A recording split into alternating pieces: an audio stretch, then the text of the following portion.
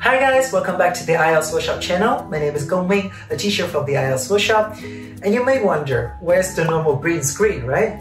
Well, because of the complication of the COVID-19 pandemic, we decided to still share our knowledge with you guys within the comfort of our own home.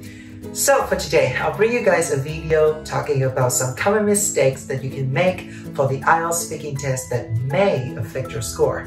Let's go. Number 1. Memorized answer.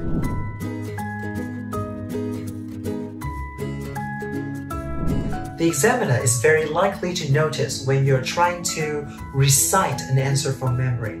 And of course, there's a penalty for this. They'll just straight up ignore that memorized answer, and you'll only be judged based on your original speech. And the telltale signs of a memorized answers include the candidates using written language in English, unnatural intonation, and the candidate attempting to redirect or rephrase the questions to the one that they want to answer. So I would strongly advise you guys to start speaking English about a wide range of topics starting today. And please, just do not memorize any answers, alright? Number 2, parroting the question.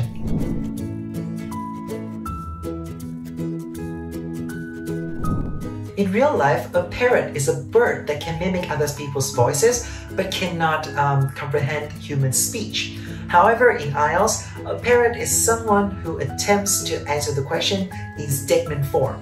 So for example, the question is, what is your favorite sport to watch on TV? And then he or she answers, my favorite sport to watch on TV is football. Now, of course, this sentence is grammatically correct. However, there's a problem here. You're not paraphrasing any words in the question.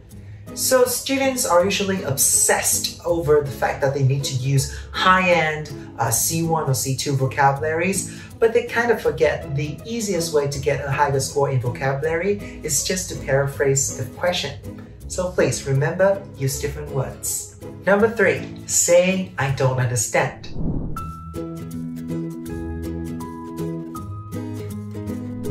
Instead of saying I don't understand, which is an indication that you don't have the language capability to fully understand the question. Instead, if you cannot hear the question or if you want some clarification to the question, just ask them, can you please repeat the question? Or can you please rephrase the question?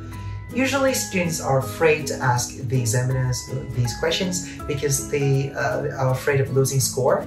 However, it's totally acceptable and people use it in natural speech. Number 4, asking for the examiner's opinion.